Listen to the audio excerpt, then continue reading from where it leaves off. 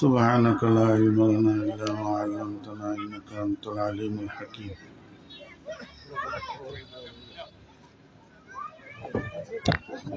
এটা হলো কাটার কয়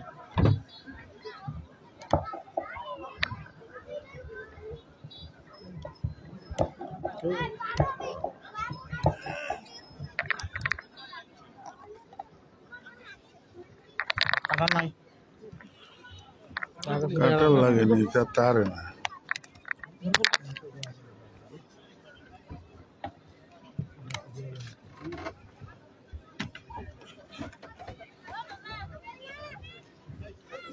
بس استغفر الله استغفر الله استغفر سبحانك لا علم لنا إلا ما علمتنا إنك أنت العليم الحكيم رب اشرح لي صدري ويسر لي أمري واحلل عقدة من لساني يفقهوا قولي السلام عليكم ورحمة الله وبركاته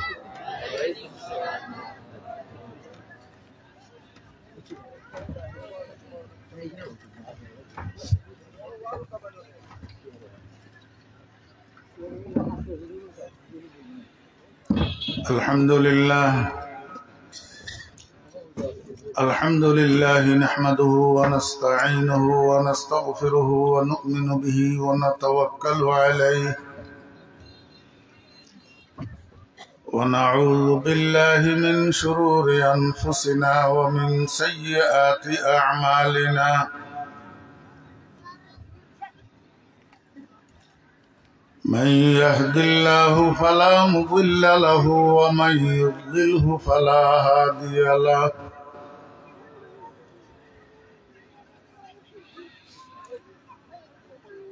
ونشهد أن لا إله إلا الله لا خالق إلا الله ولا مالك إلا الله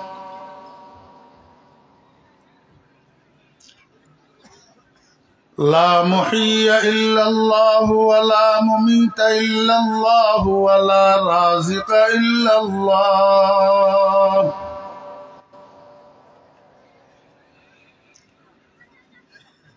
ونشهد أن سيدنا وسندنا وحبيبنا ومولانا محمدا عبده ورسوله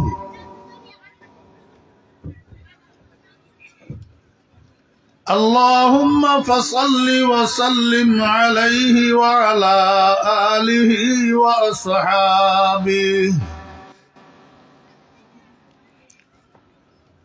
وأزواجه وذرياته وأهل بيته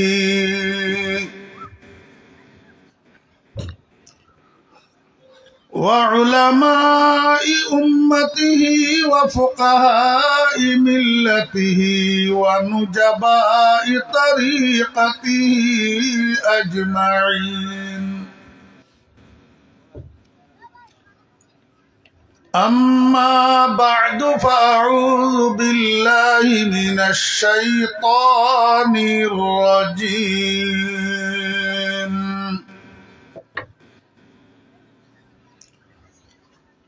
بسم الله الرحمن الرحيم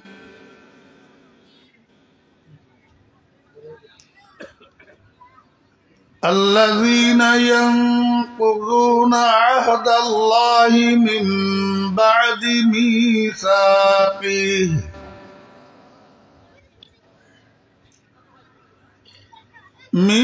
بعد ميثاقه ويقطعون ما أمر الله به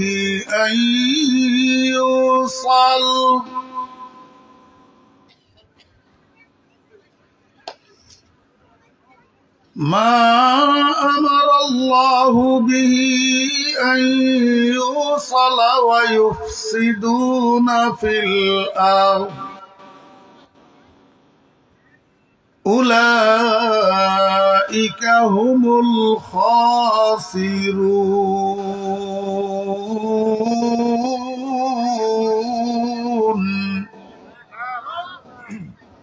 صدق الله مولانا العظيم.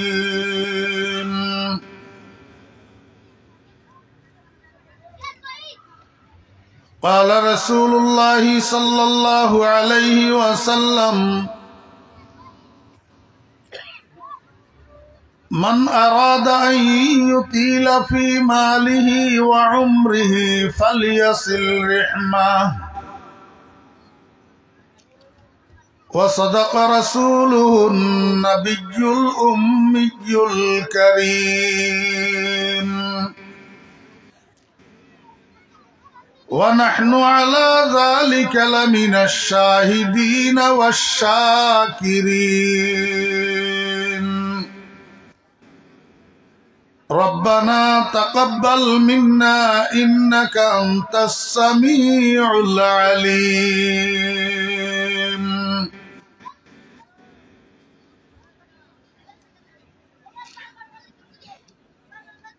यूसुफ गुम गश्ता बाजायत बकना गम मखोर. यूसुफ गुम गश्ता बाजायत बकना गम मखोर. कुलबे अहज़ा शवद रोज़े गुलिस्ता गम मखोर. ऐ दिले गम दीदा हालत बेशवद दिल बदमकुन. दीन सरशूरी दबाजायत बसामा गम मखोर. ऐ दिलर सैले फना बुनियाद हस्ती बरकुनद. चूं तोरानो हस्ते किश्ती बाजे तूफा गम मखोर. हाफिजा दर कुंज फकरो खलवत शबहाए तार. ताबुअद बिरद दुआ ओ दर से कुरआन गम मखोर. मोहतरम सदर जलसा, गैरामी कदर हजरात उलमाए किराम, समावेत सर्वस्तरेर दिनदार मुसलमान भाइरा, प्राण प्रिय युवक तरुण भाइरा, पर्दार आड़ालेर सम्मानिता पर्दानसी मा ओ बोनेरा, महान आल्लाह रब्बुल आलमीनेर अपरिसीम दयार एहसान आल्लाह रब्बुल आलमीन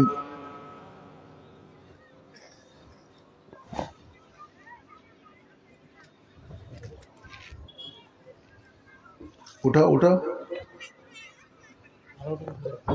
আল্লাহ রব্বুল আলামিন আমাদেরকে আজ 12 ফেব্রুয়ারি 2025 ইংরেজি তারিখে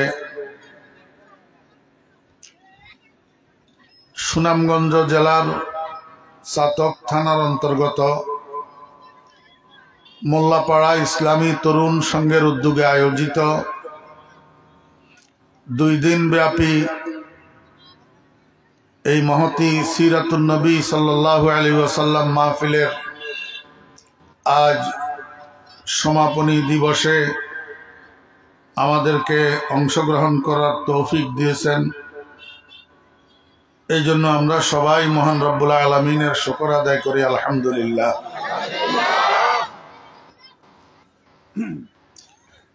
আমি অদম আপনাদের সামনে খুতবার পর আল্লাহ পাকের পবিত্র কালামের সর্ববৃহৎ সূরা সূরাতুল বাকারার ছোট একখানা আয়াতে কারিমা তিলাওয়াত করেছি এবং সেই সাথে আমাদের সকলের প্রিয় নবী শফিউল মুজনিবিন রাহমাতুল লিল আলামিন জনাবে মুহাম্মদুর রাসূলুল্লাহ সাল্লাল্লাহু আলাইহি ওয়াসাল্লামের অসংখ্য হাদিস শরীফ থেকে ছোট্ট একখানা হাদিস শরীফ আপনাদের সামনে পাঠ করেছি। এই বাচ্চাই, এই তুই মোবাইল বন্ধ কর, বন্ধ কর। পিচ্ছি পোলাই মোবাইল পাইছত কই?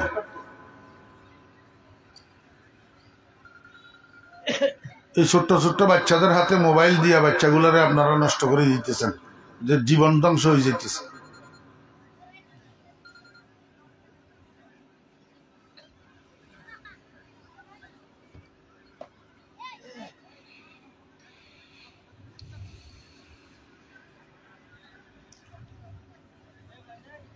দুনিয়ার মধ্যে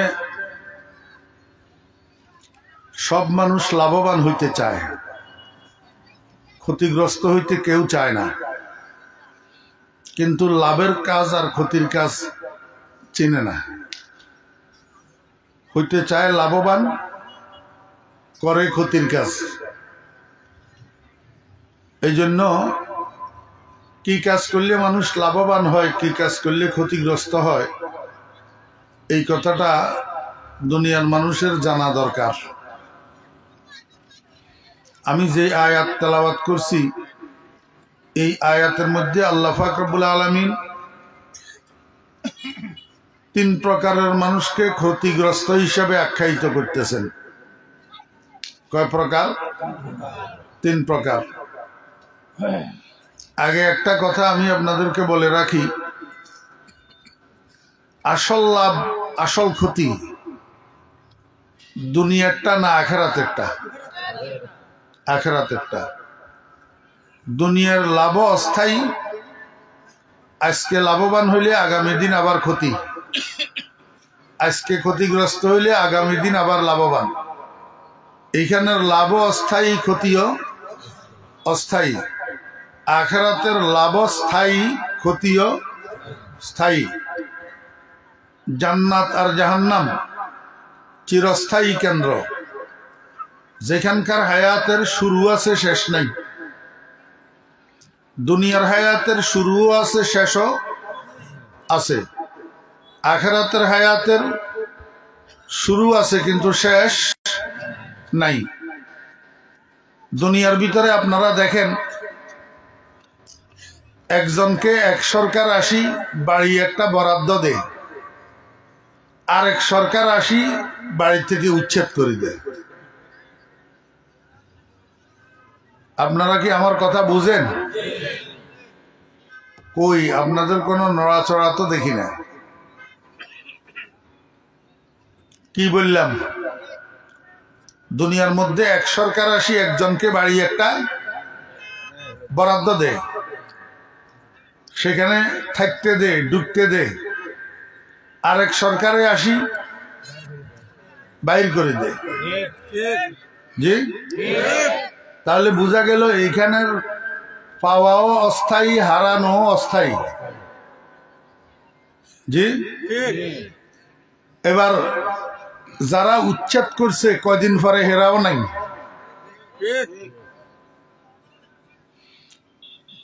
যারা প্রভাব দেখাইয়া উচ্ছেদ করছে কয়দিন পরে হেরাও নাই। জি, এইটাও আবার শেষ না। এমনও হইতে পারে যে যারা বাড়ি হারাইছে এরা বাড়িতে আবার ঢুকবে, যারা গদি হারাইছে এরা গদি আবার পাবে। এমনও হইতে পারে যে আবার হারাবে, কারণ এইটা স্থায়ী না তো। আল আলম মুতাগায়্যিরুন ওয়া কুল্লু মুতাগায়্যিরিন হাদিস। এটা দুনিয়াটার অবস্থাই হলো এরকম পরিবর্তনশীল। আপনি মায়ের পেট থেকে যেমন বাইর হয়েছেন তেমন নাই, তেমন নাই। বাড়তে বাড়তে বাড়তে বাড়তে আপনার জীবন সাগরে জোয়ার আসতে আসতে, জোয়ার যখন 16 কলায় পরিপূর্ণ হয়েছে তখন আপনার বয়স 25। বয়স 25, আপনি ভরপুর যুবক। এই জোয়ার 15 বছর পর্যন্ত স্থায়ী রইল। 40 থেকে আবার বাটা শুরু হলো। আবার কি শুরু হলো? বাটা। তা আপনি 2 বছর বয়সে যেমন শিশু ছিলেন, ওই 70 বছর বয়সে যাইয়া আবার শিশু হইয়া যাবে। জি, শুরুতেও নাই, শেষেও নাই, মাঝখানে কয়দিন আছে। এটার নাম দুনিয়া। অতএব দুনিয়ার লাভও অস্থায়ী, দুনিয়ার ক্ষতিও অস্থায়ী। আসল লাভ, আসল ক্ষতি আখিরাতের লাভ, আখিরাতের ক্ষতি। আসল লাভ, আমল নামাটা ডান হাতে পাইলেন, আপনি চিরস্থায়ীভাবে লাভবান। আর আল্লাহ মাফ করুক, নাউজুবিল্লাহ, আমল নামা বাম হাতে আসলো, আপনি চিরস্থায়ীভাবে ক্ষতিগ্রস্ত। এখন আল্লাহ পাক বলেন, আখিরাতে প্রকৃতপক্ষে ক্ষতিগ্রস্ত হবে কারা? উলাইকা হুমুল খাসিরুন। আল্লাহ পাক বলেন তারাই হবে ক্ষতিগ্রস্ত। তারা কারা? 3 প্রকারের মানুষ। কয় প্রকার? এখান থেকে মনোযোগ সহকারে শুনি, কথাকে মুখস্থ করে উঠার চেষ্টা করবেন, যাতে আগামী দিন সকালে নিজেও মনে রাখতে পারেন, অন্যদের সামনে বলতে পারেন। তাহলে এটা কাজে আসবে। আর যদি এখানে শুনি, এখানে ভুলি, খালি বাড়িতে চলে যান, তো 2 পয়সার কাজেও আসবে না। আমাদের তো অবস্থা এটা। আমরা সারা জীবন ওয়াজ শুনি, কিন্তু বদভ্যাসগুলা ঠিকই থাকে, একটা বদভ্যাসও পরিবর্তন হয় না। এই ওয়াজ শোনার কোনো মূল্য নাই।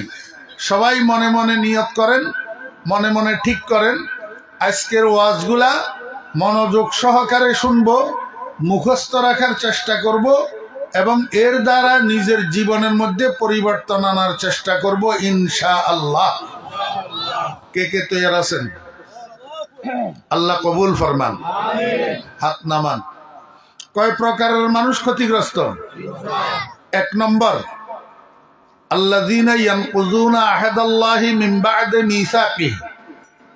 2 নম্বর, ওয়া ইয়াকতাউনা মা আমারাল্লাহু বিহি আন ইউসালা।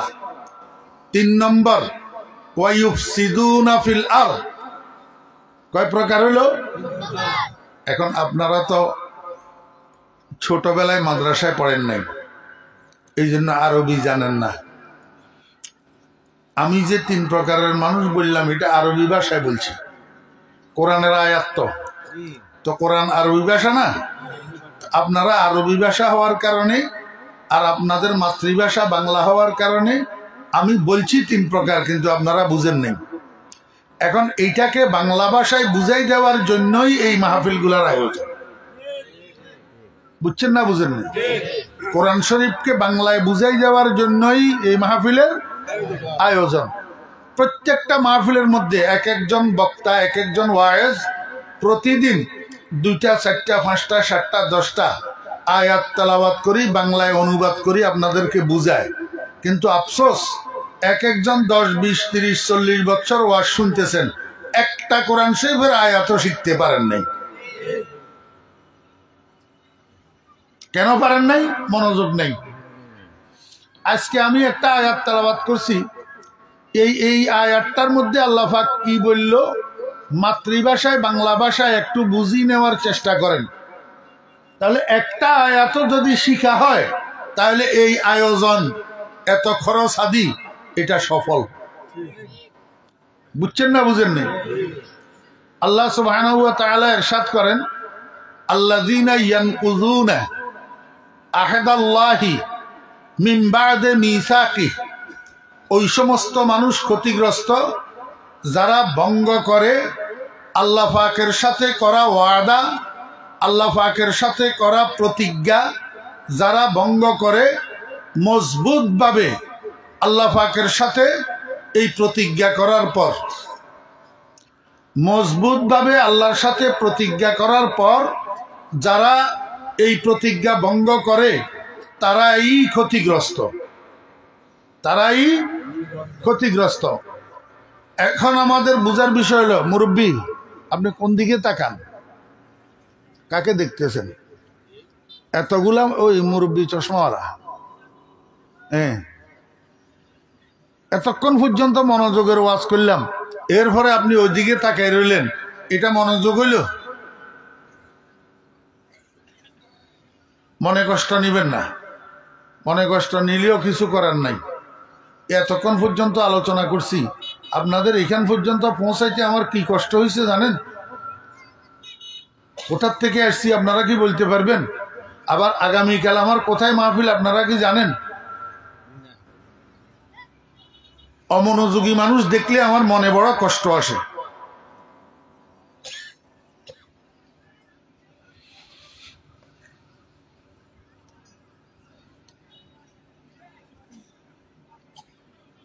এক নম্বর ক্ষতিগ্রস্ত ওই সমস্ত মানুষ যারা আল্লাহ পাকের সাথে ওয়াদা করিয়া, আল্লাহ পাকের সাথে প্রতিজ্ঞা করিয়া, আল্লাহ পাককে প্রতিশ্রুতি দিয়া কঠিনভাবে সেটাকে ভঙ্গ করে, সেটা পুরা করে না, পালন করে না, বাস্তবায়ন করে না, বরং ভঙ্গ করে। এই মানুষগুলা ক্ষতিগ্রস্ত। বুঝছেন না বুঝেন নাই? এটা হইল আয়াতের শাব্দিক অনুবাদ। এখন এখান থেকে আমাদের বুঝার বিষয় হইল মানুষ কারা আল্লাহ পাকের প্রতিজ্ঞা ভঙ্গ করে, কারা আল্লাহ পাকের প্রতিজ্ঞা পালন করে, কোথায় এই প্রতিজ্ঞা, কিসের প্রতিজ্ঞা, কিভাবে করা হইল, এই জিনিসগুলো আমাদের জানার দরকার আছে। আপনারা জানেন কিনা আমি জানি না, আল্লাহ পাক আদম আলাইহিস সালাম থেকে কিয়ামত পর্যন্ত যত মানুষ দুনিয়াতে পাঠাইছেন এবং পাঠাবেন, এই শত সহস্র কোটি মানুষকে আল্লাহ পাক পৃথিবীতে পাঠানোর আগে সবাইরে একসাথে তৈরি করছেন। সবাইরে একসাথে কি করছেন? তৈরি করছেন। দুনিয়াতে পাঠাইছেন একের পর এক, একের পর এক, কিন্তু বানাইছেন সবাইরে একসাথে। বানাইছেন সবারই কি একসাথে। এই কথার প্রেক্ষিতে আপনাদের প্রশ্ন জাগতে পারে, হুজুর আমরা তো জানি মানুষের আল্লাহ পাক মায়ের পেটে বানায়, তো যখন যেটাকে দুনিয়াতে পাঠাবে সেটাকে মায়ের পেটে বানাইছে, এখন আপনি তো কইতেছেন একসাথে বানাইছে, তাহলে দ্বন্দ্ব হইয়া গেল না? না, কোনো দ্বন্দ্ব নাই। মানুষ, আপনারা যেটাকে দেখতেছেন মানুষ, এটা আসল মানুষ না, এটা মানুষের খাঁচা। এটা মানুষের খাঁচা। আসল মানুষ হলো রুহের নাম। আসল মানুষ কিসের নাম? রুহের নাম। তার একটা উদাহরণ আপনারা দেখেন, আপনার আব্বা মারা গেছে 20 বছর আগে, এখন 20 বছর পরেও আপনি আব্বার কবর জিয়ারত করার জন্য যান কিনা? কবর জিয়ারত করেন কিনা? তা আপনি কি জানেন যেই কবর জিয়ারত করতেছেন এই কবরের মধ্যে আপনার আব্বার গোশত দূরে থাক, হাড্ডিও তো নাই, হাড্ডিও নাই, মাটির সাথে মিশে গেছে, হাড্ডি সহ পচি মাটির সাথে মিশে গেছে, কিন্তু শরীরের একটা অঙ্গ মিশে না। এটা মাঝখানে বলি, একটা অঙ্গ মিশে না। ইল্লা আকাবা জাম, মানুষের মেরুদণ্ডের একবারে সর্বনিম্ন কোটা, যেটা এই পাছার মাঝখানে থাকে, এত বড় গোল কোটা একটা, এটাকে আকাবুজ জাম বলে। শুধু মানুষ না, সমস্ত পশুর মধ্যে এটা আছে, আকাবুজ জাম। এই জিনিসটাকে আল্লাহ পাক কুদরতের দ্বারা হেফাজত করে, এটা মাটির মধ্যে পচে না। মাটির মধ্যে এটা কি পচে না। এটারে ফাউন্ডেশন বানাইয়া ইসরাফিল আলাইহিস সালাম যখন সিংহায় ফুট দিবে, আবার অরিজিনাল ফরিদউদ্দিন আল্লাহ পাক তৈরি করে ফেলবে। ফাউন্ডেশন হইল ওই আকাবুজ জাম, এই ফাসার মাঝখানে যে কোটাটা, এইটারে আল্লাহ পাক সংরক্ষণ করে। সব কবরের ভিতরে এটা সংরক্ষিত আছে, কিন্তু আপনি কবর খনন করে মাটি জোর জোর জোর জোর করেন, আপনি দেখবেন না, আপনি দেখবেন না। এই ছাড়া, এই কোটাটা ছাড়া আর কোন মানুষের নেকামলের উপরে আল্লাহ পাক খুশি হইয়া যদি তার লাশটাকে অক্ষত রাখি দে, হাজার হাজার নজির আছে এরকম, কাফনের কাপড় সহ অক্ষত, এরকম নজির আছে। দুই একটা আমি নিজের চোখেও দেখছি, কাফনের কাপড় সহ অক্ষত। হ্যাঁ, এই ছাড়া আর বাকি সব মানুষের হাড্ডি সহ ফসিয়া মাটির সাথে মিশে যায়। এখন আপনি যে আপনার আব্বার কবর জিয়ারত করার জন্য গেছেন, কবরে আব্বা আসেনি তো, না থাকলে কার জিয়ারত করেন? জিয়ারত মানি সাক্ষাৎ, জিয়ারত মানি সাক্ষাৎ। এখন কবর জিয়ারতকে জিয়ারত বলা হয় এই জন্য যে উপরওয়ালা নিচেওয়ালার সাথে সাক্ষাৎ করে, আপনারা বলবেন হুজুর সাক্ষাৎ করলে তো একজনে একজনের দেখা লাগে, কিন্তু আমরা তো মৈয়তকে দেখি না। ও ভাই, দোনো দিক থেকে দেখা লাগে না, এক পক্ষ দেখলে চলে। আপনি যদিও আপনার আব্বাকে দেখেন না, কিন্তু আব্বা কবরে থাকি আপনাকে ঠিক মতো দেখে। এই জন্য এটাকে জিয়ারাত বলা হয়, সাক্ষাৎ বলা। এখন কবরে যদি আব্বা না থাকে তাহলে জিয়ারাত হয় কেমনে? বোঝা যায় কবরে আব্বা আছে, তার মানে আব্বার খাঁচাটা নাই, কিন্তু অরিজিনাল আব্বা যেটা এটা ঠিক মতো আছে। অরিজিনাল আব্বা হইল রুহের নাম। এবার বুঝছেন নি? তাহলে অরিজিনাল মানুষ কি, শরীর না রূহ? রূহ। আল্লাহ পাক সব মানুষকে একসাথে বানাইছেন, এই কথার অর্থ হলো সব মানুষকে রুহানি ভাবে একসাথে বানাইছেন। বুঝছেন না বুঝেন না? যেই জায়গাতে সব মানুষের একসাথে আল্লাহ পাক বানাইছেন সেই জায়গাটার নাম আলমে আরওয়াহ তথা রূহ জগৎ। কি জগৎ? রূহ জগৎ। এই রূহ জগতের মধ্যে আল্লাহ পাক সব মানুষকে একসাথে একত্রে, যেখানে নবী রসুলগণও আছেন, উম্মতেরাও আছে, রাজারাও আছে, প্রজারাও আছে, ইমানদাররাও আছে, বেঈমানেরাও আছে, নাস্তিকেরাও আছে, আস্তিকেরাও আছে, এক জায়গায়, সব এক জায়গায়। শত সহস্র কোটি মানুষ সব এক জায়গায়। এই মানুষগুলাকে সম্বোধন করি, বুঝে থাকলে বলুন তো, ইমানদারদেরকে। বুঝতেছেন না কথা? আল্লাহ পাক সম্বোধন করছেন কাকে? শুধু ইমানদারদেরকে না বেঈমানদেরকেও? সব মানুষের আল্লাহ পাক ডাক দিয়া বলছেন আলাস্তু, বলেন। আপনাদের জানা কথা, আমি শুধু একটু রিপিট করে দিতেছি। তবে এই কথা মনে করিবেন না যে আমি এই পুরাতন কথা কেন বলতেছি, নতুনত্ব আছে, একটু ধৈর্য ধরি বসেন। কেন বলতেছি? আল্লাহ পাক কি জিজ্ঞেস করলেন? আলাস্তু, সবাই বলেন আলাস্তু বিরব্বিকুম। আমি বললে আপনারা মনে কষ্ট নেবেন। কিছু কিছু মুসলমান ভাইয়েরা আছেন, আপনারা মনে করেন আল্লাহ পাক আমাদেরকে দুনিয়াতে পাঠাইছে শুধু দিনভর খাটুনি খাটি কিছু রুজি করা, আর চাউল ডাউল মাছ গোস্ত খরিদ করি বাসায় নিয়ে যাওয়া, বিবি সাহেবা সুন্দর করি রান্দা, আর পরিবারের সব মিলিয়া পেট ভরিয়া খাওয়া, আর রাত ভরিয়া বলদের মতো ঘুমানো, আর সকাল বেলায় উঠি আবার বাথরুম লোড করা, বিয়ে একটা করি আদম চাষ করা। আল্লাহ পাক শুধু এই জন্য পাঠাইছে দুনিয়াতে, আর কোনো কাজ নেই। হ্যাঁ, আরো কিছু কাজ আছে না নেই? আরো কিছু কাজের মধ্যে এইটাও একটা, আপনাকে বুঝতে হবে। এটা আপনাকে এটা কি করতে হবে? বুঝতে হবে। আল্লাহ পাক রূহ জগতে আলমে আর ওয়াহতে সমস্ত মানুষকে একসাথে প্রশ্ন করছেন। কি প্রশ্ন করছেন? আলাস্তু বিরব্বিকুম।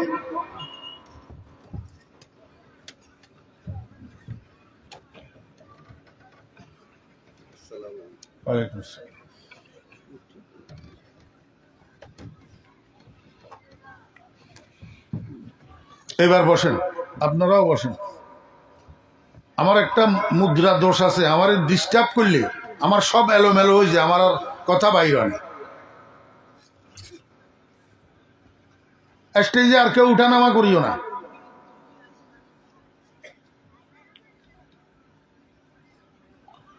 মনোযোগ আছে নি? আল্লাহ পাক আমাদেরকে কি জিজ্ঞাসা করলেন? আলাস্তু বি, আলাস্তু অর্থ কি? আমি নই কি তোমাদের রব? আমি কি তোমাদের রব নই? এই কথাটা জিজ্ঞেস করছেন। রব অর্থ কি? রব অর্থ আল্লাহ নি। জানা থাকলে বলবেন, না জানা থাকলে চুপ থাকবেন। রব শব্দের অর্থ কি? লালন পালনকারী। কাল্লিমিন নাস বেকদরি অকলিহিম। তুমি প্রভু কইতেছ, এখানে অনেক মুরব্বী আছে অশিক্ষিত, তোমার প্রভু বুঝবো? মানুষ যেভাবে বুঝে সেভাবে কথা বলতে হবে। রব শব্দের অর্থ কি? লালন পালনকারী। লালন পালনকারী, যিনি লালন পালন করে। এটারে আরবিতে বলে রব্বুন। কি বলে? রব্বুন। এই লালন পালন করা গোটা সৃষ্টি জগৎকে, এটা আল্লাহ পাকের একটা গুণ। এটা আল্লাহ পাকের একটা গুণ। এই গুণটা বোঝানোর জন্য আল্লাহ পাকের গুণবাচক নাম রব্বুন। কি? রব্বুন, অর্থাৎ লালন পালনকারী। তো আল্লাহ পাক জিজ্ঞাসা করতেছেন রুহ জগতে সবাইকে, আলাস্তু বে রব্বিকুম, আমি কি তোমাদের লালন পালনকারী নই? কথা বুঝছেন? আল্লাহ পাকের মোট নাম কয়টা? 100টা। ইন্নালিল্লাহি মিয়াতা ইসমিন, ইন্নালিল্লাহি মিয়াতা ইসমিন। আল্লাহ পাকের মোট 100টা নাম। এর মধ্যে একটা হইল আল্লাহর জাতি নাম, আর 99টা হইল আল্লাহ পাকের গুণবাচক নাম, সিফতি নাম। এই সিফতি নামের মধ্যে একটা আর রহমান, একটা আর রাহিম, একটা আল করিম, একটা আল গফুর, একটা আল ইলাহু, একটা আল খালিকু, একটা আর রাজিকু, একটা আল সত্তারু, একটা আল গফফারু। এগুলো আল্লাহ পাকের সিফতি নাম। আল্লাহ পাক মানুষকে জিজ্ঞেস করতেছেন, আমি কি তোমাদের লালন পালনকারী নই? তো মানুষ একসাথে সবাই কালু আয় আজাবু, সব মানুষ, ইমানদার বেঈমান নির্বিশেষে, রাজা প্রজা নির্বিশেষে, নবী উম্মত নির্বিশেষে সবাই একসাথে উত্তর দিছে, বালা, জি হ্যাঁ আয় আল্লাহ, আপনি আমাদের লালন পালনকারী। উত্তর দিছেনি সবাই? বুঝি থাকলে বলেন। এই উত্তর আদম আলাইহিস সালাম দিছে? কথা কয় না। ইব্রাহিম আলাইহিস সালাম দিছে? মুসা আলাইহিস সালাম দিছে? মুহাম্মদুর রাসূলুল্লাহ সাল্লাল্লাহু আলাইহি ওয়াসাল্লাম এই উত্তর দিছে? ফেরাউনে দিছিল? নমরুদে দিছিল? আবু লাহাবে দিছিল? আবু জেহেলে দেয় নাই? বিল ক্লিন্টনে দেয় নাই? ওবামায় দেয় নাই? নরেন্দ্র মোদী দেয় নাই? এরিয়েল শারন দেয় নাই? সবাই উত্তর দিছে, বালা, জি হ্যাঁ আয় আল্লাহ, আপনি আমার লালন পালনকারী। দিছেনি উত্তর? এখন আল্লাহ পাক মানুষের থেকে এই প্রশ্ন কেন করলেন, এই উত্তর কেন নিলেন? আল্লাহ পাক রব্বুল আলামিন বুঝাইতে চায়, ও মানুষ, তোমরা যখন দুনিয়াতে যাইবা তখন আমার এই গুণটা লইয়া দুনিয়ার মানুষ টানাটানি শুরু করবে। এই জন্য আমি তোমাদেরকে আলাস্তু বে ইলাহিকুম জিজ্ঞাসা করি নাই, আলাস্তু বে খালিকিকুম জিজ্ঞাসা করি নাই, আলাস্তু বে মা'বুদিকুম জিজ্ঞাসা করি নাই, জিজ্ঞাসা করছি আলাস্তু বে রব্বিকুম। কেন? আমার অন্য কোন গুণ লইয়া মানুষ এত টানাটানি করবে না, আমার প্রতিপালনার গুণটা লইয়া মানুষ যেই পরিমাণ টানাটানি করবে। কেন টানাটানি করবে? দুনিয়ার মানুষ চাইবে উপরওয়ালারা নিচেওয়ালাদেরকে, বড়ওয়ালারা ছোটওয়ালাদেরকে নিজেদের মতমতো চালাইতে, নিজেদের মতমতো চালাইতে। একজনের উপরে একজনে মতমতো চালাইতে হইলে প্রভাব বিস্তার করা লাগে, আর প্রভাব বিস্তার করার খোঁটা দেওয়ার অন্যতম উপায় হলো লালন পালন। অন্যতম উপায় হলো কি? লালন পালন। একটা মানুষকে এই কথা বলা যায়, এই বেটা, তোরে আমি পালি নাই, তোরে আমি লালন পালন করি নাই, বাপেও তো সন্তানের এই খোঁটা দে, দে না না দে, মায়েও সন্তানের এই খোঁটা দে। যখন বউয়ের কথায় উঠে আর বসে, তখন মায়েও সন্তানের কয়, কিরে, তোরে আমি লালন পালন করি নাই, তুই এখন বউয়ের কথায় উঠিস আর বসিস। জি আমার ভাইয়েরা, দোস্ত আহবাব, ছোট্ট একটা বাচ্চা ৬-৭ বছর বয়স, ক্লাস 3-তে পড়ে, নুরানির ৩য় জামাতে পড়ে, প্রতিদিন মাদ্রাসায় যায়, স্কুলে যায়। একদিন সকালে বলতেছে, আমি আজকে মাদ্রাসায় যাব না। কেন যাবি না? এমনি। তো 2-3 বার বলার পরে যখন যায় না, তো মায়ে পেয়ারা গাছের থেকে চিকন ডাল একটা ভাঙিয়ে লইছে। আমার কথা আপনারা বুঝেন? পেয়ারা গাছের থেকে চিকন ডাল একটা ভাঙ্গি ফিটের উপরে 2-3 ঘা লাগাইছে।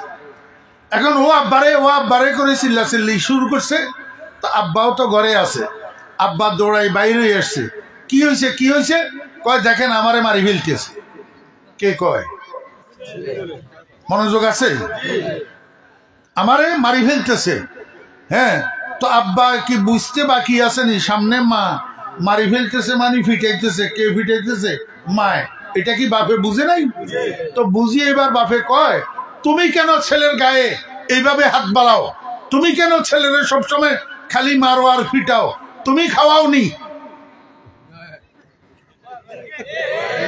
জি আমার ভাইয়েরা, দোস্ত আহবাব, মায় কয় তুমি কি ঘোড়ার ডিমনি খাওয়াও?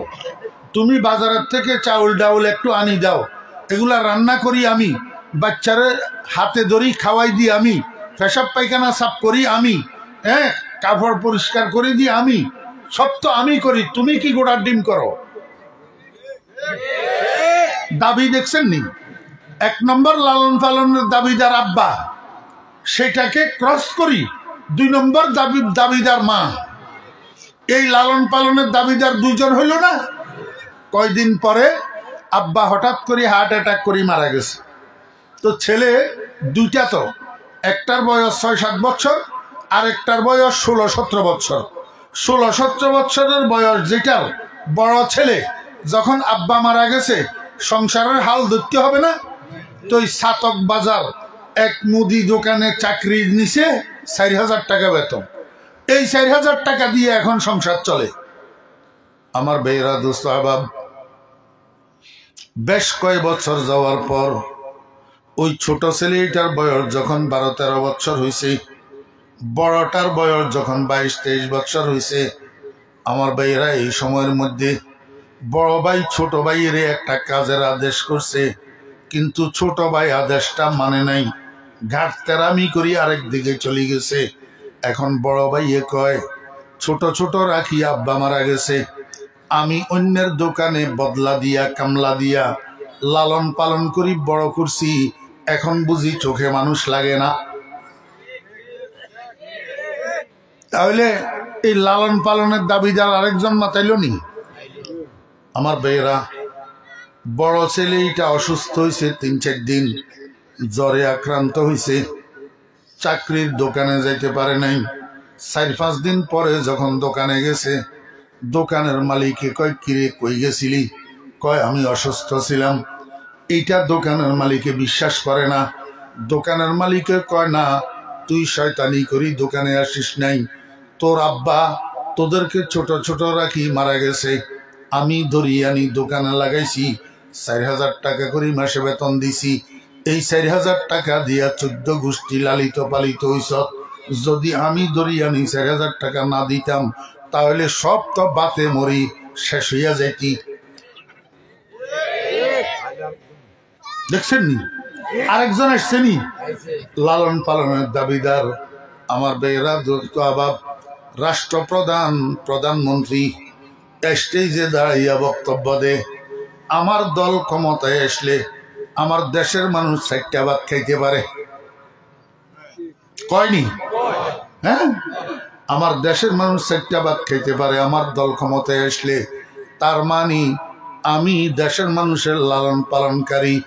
যেমনি ভাবে ফেরাউন মিশরবাসীকে বলছিল, ও মিশরবাসী, মুসাই যে রব একজনের কথা বলে, কোথায় মুসার রব, কোথায় মুসার রব তোমাদেরকে লালন পালন করে?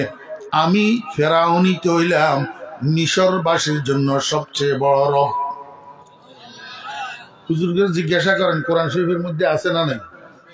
আনা রব্বুকুমুল আলা, আনা রব্বুকুমুল আলা, আমি না তোমাদের বড় রব। আবার রব কোথায়? তাহলে রাষ্ট্রপ্রধানও দেশের মানুষের প্রতিপালনের কি করে? দাবি করে। পক্ষান্তরে আপনারা খেয়াল করে দেখেন, এই মানুষ নিজেকে লালন পালনের দাবিদার হইতে চায় কেন? ওই যার লালন পালনের দাবিদার হইতে চায়, তারে নিজের মত মতো চালানোর জন্য, নিজের মত মতো। এই জন্য আল্লাহ পাক রব্বুল আলামিন কয়, বান্দা, দুনিয়াতে যখন যাইবা তোমার লালন পালনের দাবিদার হইয়া যাবে অনেক।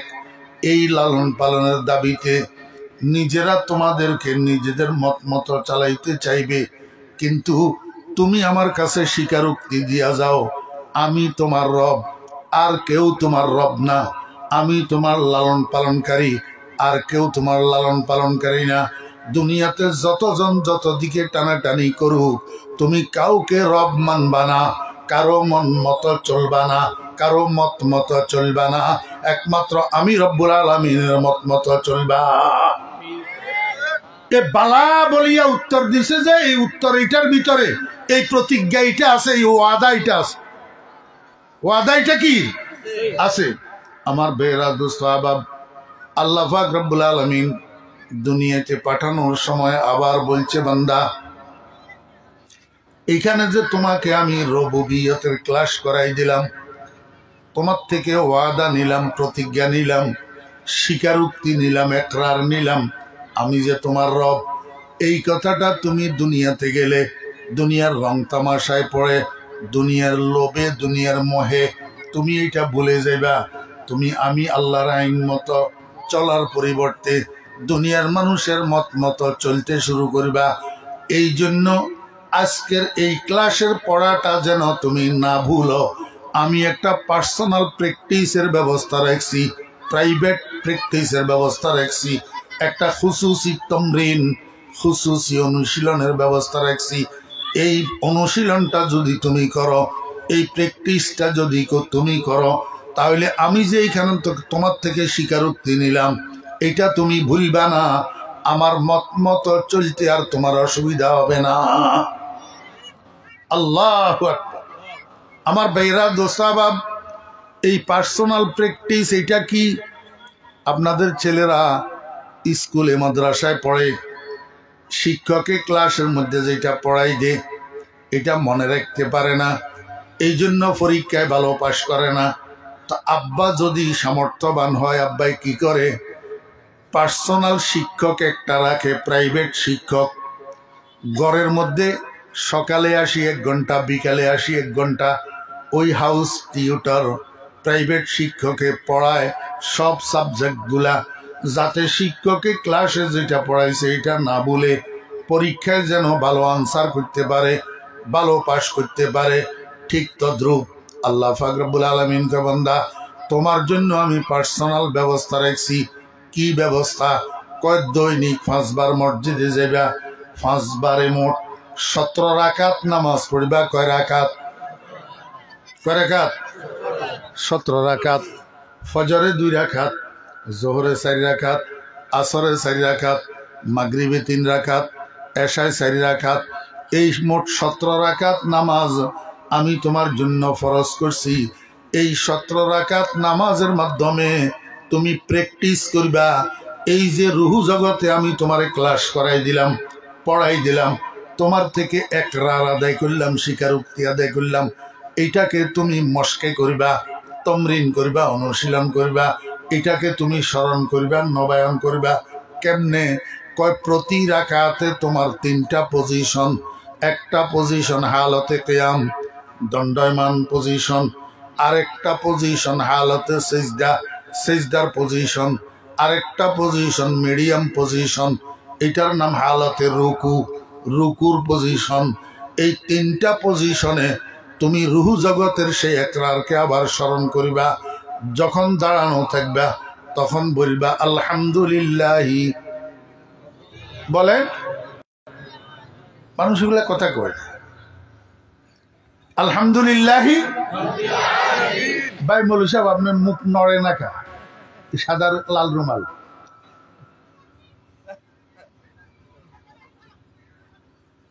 মোড়ে বসে রয়েছেন মিয়া, আরো ফুর্তি, বসেন, হাসেন না কা? আমার নাক বরাবর বসছেন মিয়া, মেজাজ লইয়া। হ্যাঁ, কথা বলেন। আলহামদুলিল্লাহি খালিকিল আলামিন না, রাজিকিল আলামিন না, ইলাহিল আলামিন না, সাত্তারিল আলামিন না, গফফারিল আলামিন না। আল্লাহ কাছে দরকার নাই। আমার 99টা গুণ আছে ঠিক, কিন্তু সেই সমস্ত গুণের তোমাকে রিপিট করতে হবে না। আমি যেটা তোমারে পড়াই দিছি সেটা রিপিট করো। স্যারে শিক্ষকে ক্লাসে যেটা পড়াই দিছে সেটাই ইয়াদ করো, অন্য জায়গায় ইয়াদ করার দরকার নাই। যেটা ক্লাস হয় নাই সেটার থেকে প্রশ্ন আসবে না, প্রশ্ন আসবে যেটা পড়ানো হয়েছে সেখান থেকে। আল্লাহ পাক রব্বুল আলামিন কয় বান্দা অন্য গুণের আলোচনার দরকার নাই, তুমি রবের আলোচনা করো। আলহামদুলিল্লাহি রব্বিল আলামিন। প্রত্যেক রাকাতে দাঁড়ানো অবস্থায় মনে করো রব্বিল আলামিন। এইবার দ্বিতীয় পজিশনে যাও, রুকুতে যাইয়া আবার বলো সুবহানা ইলাহিয়াল আযীম। সুবহানা খালিকিয়াল আযীম কইলে হবে না? না, আল্লাহ কয় সেটার দরকার নাই, যেটা আমি পড়াই দিছি সেটা স্মরণ করো। সুবহানা রব্বিয়াল আযীম। আবার রব, আবার কি রব। এবার আল্লাহ কয় আবার সিজদায় যাও, আবার স্মরণ করো সেই সবকটা, সেই পাঠটা। সুবহানা আবার রব্বিয়াল আলা, রব্বিয়াল আলা। আমার বেহরা দোস্ত আবাব প্রতি রাকাতে 3 বার আলহামদুলিল্লাহি রব্বিল আলামিন, সুবহানা রব্বিয়াল আযীম, সুবহানা রব্বিয়াল আলা। আল্লাহ কয় এইভাবে 24 ঘন্টার মধ্যে 5 বার, 5 বারে মিলাইয়া 17 রাকাত নামাজ। 17 রাকাতের প্রত্যেক রাকাতে 3 বার, 3 17 51 বার। প্রতি 24 ঘন্টায় 51 বার তোমার আলমে আরওয়াহের সেই প্রতিজ্ঞা, সেই প্রতিশ্রুতি, সেই ওয়াদাটাকে তুমি স্মরণ করো। এইভাবে প্রতি 24 ঘন্টায় করিবা। কতদিন? কতদিন করিবা? ওয়া আবুদ রাব্বাকা হাত্তা ইয়াতিয়াকাল ইয়াকিন। কতদিন? মৃত্যু শয্যায় যতক্ষণ শায়িত না হইবা ততক্ষণ এই প্র্যাকটিস করবা। এই প্র্যাকটিস এটা করতে করতে করতে করতে যখন একদিন তুমি মারা যাইবা, দুনিয়ার মানুষ তোমাকে আল্লাহু আকবার সাদা কাফনে পেঁচাইয়া কবরে রাখি আসবে। কবরে রাখি আসার পরে সেখানে ফেরেশতা আসবে। ফেরেশতা আসি তোমাকে প্রশ্ন করবে মান খালেকুকা, মান ইলাহুকা, মান মাবুদুকা। জিজ্ঞাসা করবে না। আল্লাহ কয় এই ফেরেশতা, আমি যেটা পড়াইছি এখান দিয়ে প্রশ্ন কর। যেখান দিয়ে পড়াইছি সেখান দিয়ে কি কর? প্রশ্ন কর। পড়াইয়ার থেকে প্রশ্ন করলে আমার বান্দারা উত্তর দিতে পারবে না। ফেরেশতা কয় মার রাব্বুকা, ও মুর্দা বলো দেখি তোমার রব কে? তোমার রব কে? ওই প্রথম দিন ক্লাসে আল্লাহ পাক জিজ্ঞাসা করছিল আলাস্তু বেরব্বিকুম। মাঝখানের প্র্যাকটিস করা হয়েছে আলহামদুলিল্লাহি রব্বিল আলামিন, সুবহানা রব্বিয়াল আযীম, সুবহানা রব্বিয়াল আলা। এখন কবরে প্রশ্ন হইতেছে মান রাব্বুকা, তোমার রব কে? আল্লাহু আকবার। এখন এই প্রশ্নের উত্তর কে দিতে পারবে? যে আল্লাহ পাকের সাথে করা ওয়াদা ভঙ্গ করছে সে, নাকি যে ওয়াদা পুরা করছে সে? তো ওয়াদা পূরণকারী, এতক্ষণের আলোচনায় কি বুঝলেন? ওয়াদা পূরণকারী কারা? 5 ওয়াক্ত নামাজের মুসল্লি যারা, 5 ওয়াক্ত নামাজের মুসল্লি যারা, যারা বেনামাজি তারা ওয়াদা পূরণকারী নয়, ওয়াদা ভঙ্গকারী। আল্লাহ পাক রব্বুল আলামিন কে বান্দা যদি ওয়াদা পূরণ করে থাকো, কবরের প্রশ্নে তোমার মুখ থেকে বাইর হবে রব্বি আল্লাহ। কি বাইর হবে? রব্বি আল্লাহ, আমার রব। আমার বেরাদু সাহাব দেখেন, ক্লাস যিনি করায় উনি কিন্তু পরীক্ষক হয় না। হ্যাঁ, যিনি ক্লাস করায় শিক্ষক উনি কিন্তু এক্সামিনার হয় না, পরীক্ষক হয় আরেকজন। পরীক্ষক হয় কি? আরেকজন। এখন ফেরেশতা পরীক্ষক, পরীক্ষা নিছে, বান্দা উত্তর দিছে। উপরের থেকে যিনি ক্লাস করাইছেন মূল ওস্তাদ, উনি ডাক দিয়া কয় ও ফেরেশতা আন সাদাকা আবদি, আন সাদাকা আবদি।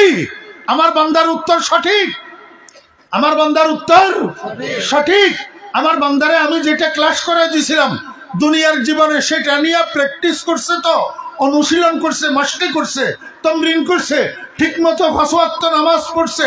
এই জন্য আমার বান্দার উত্তর সঠিক। এক কাজ করো তোমরা, আফরিসুহু মিনাল জান্নাহ ওয়া আলবিসুহু মিনাল জান্নাহ, ওয়াফতাহু লাহু বাবান ইলাল জান্নাহ। আমার বান্দা গরিব মানুষ, নামাজ পড়ছে ঠিক, কিন্তু ভালো একটা বিছানার মধ্যে ঘুমাইতে পারে নাই কোনোদিন। গরিব মানুষ, আমার বান্দার কবরের মধ্যে জান্নাতের বিছানা আনি বিছাইয়া দাও। ওয়া আলবিসুহু মিনাল জান্নাহ। আমার বান্দা গরিব মানুষ, দামি কাপড়ের পোশাক পরিধান করতে পারে নাই, দামি কাপড়ের কাপড় গায়ে দিতে পারে নাই। ওয়া আলবিসুহু মিনাল জান্নাহ। জান্নাতের রেশমি পোশাক আনি আমার বান্দাকে পরিধান করাইয়া দাও। আল্লাহু আকবার। আল্লাহ পাক রব্বুল আলামিন বলে, বান্দা ও ফেরেশতারা, আমার বান্দার কবর থেকে জান্নাত পর্যন্ত একটা ছিদ্র করে দাও। ফাফতাহু লাহু বাবান ইলাল জান্নাহ। জান্নাত পর্যন্ত একটা ছিদ্র করে দাও, যাতে জান্নাতের সুগন্ধি মিশ্রিত সুশীতল বাতাস পিনপিন করি ওই ছিদ্র দিয়ে আমার বান্দার কবরের মধ্যে ঢুকে আমার বান্দার কবরটা যেন শীতাতপ নিয়ন্ত্রিত হয়, আরামের জায়গা হয়, আরামের রুম হয়। এবার আল্লাহ পাক রব্বুল আলামিন আবার মুর্দারে সম্বোধন করি, ও মুর্দা, ব্যবস্থা করে দিছি, খুশি হইছ নি তুমি? তোমার জন্য জান্নাতের বিছানা, তোমার জন্য জান্নাতের পোশাক, তোমার জন্য জান্নাতের সাথে কানেকশন করি তোমার কবরটাকে এয়ার কন্ডিশন করে দিলাম। ও বান্দা, এবার নুম কানাউমাতিল আরুস। নতুন স্বামী স্ত্রী বাসর ঘরে রাত্রের শেষ ভাগ পর্যন্ত ফুসু ফুসু ফুসু ফুসু ফুসু ফুসু করে ঘুমায় না? হ্যাঁ, বুড়া এগুলা করে নাই মনে হয়, না হলে কথা কয়। বাসর ঘরে নতুন স্বামী স্ত্রী সারা রাত ফুসু ফুসু ফুসু ফুসু করে ঘুমায় না।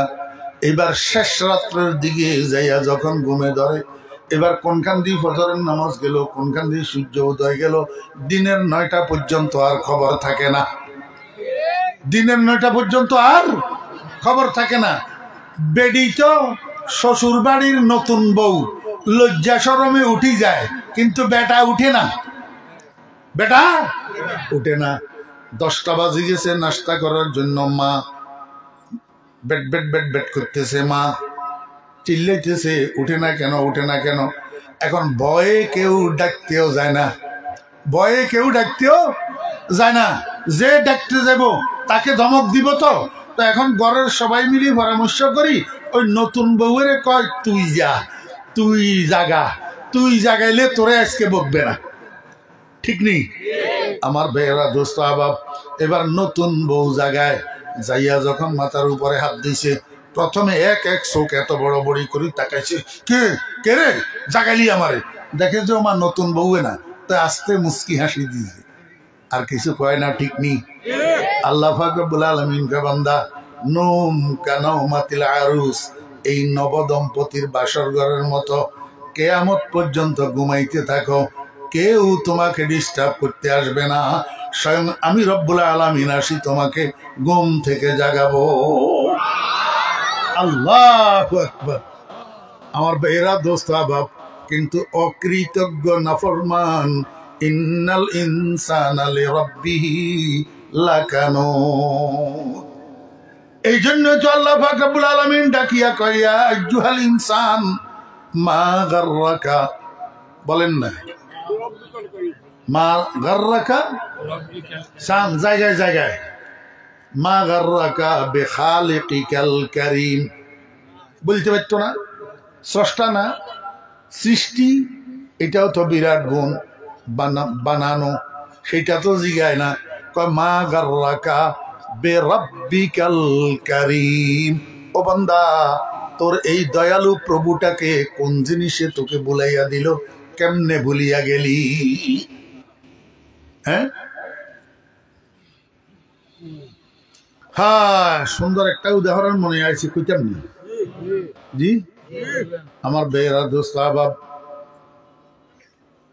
জুলাইখা বলে হযরত ইউসুফ আলাইহিস ইসলামের উপরে আসক্ত হইয়া জীবন যৌবন রূপ লাবণ্য টাকা পয়সা ইজ্জত সম্মান আত্মীয় স্বজন বাবার বাড়ি সব শেষ করছে, কিছু নাই, কিছু নাই, সর্বস্ব হারা, সর্বস্ব হারা।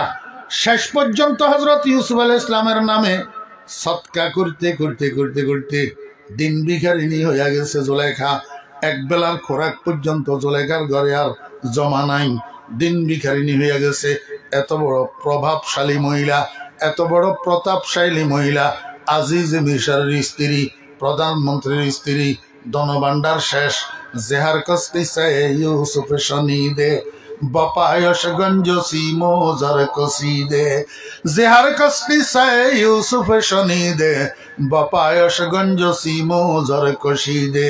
জুলেখার সামনে ইউসুফ শব্দ এটা কেউ যদি যাইয়া উচ্চারণ করত, ইউসুফের নামটা জুলেখার সামনে যদি নিত, তো জুলেখা খুশি হইয়া ধনের ভান্ডারের থেকে হীরা জওহর মণিমুক্তা যা পাইতো দিয়া দিত।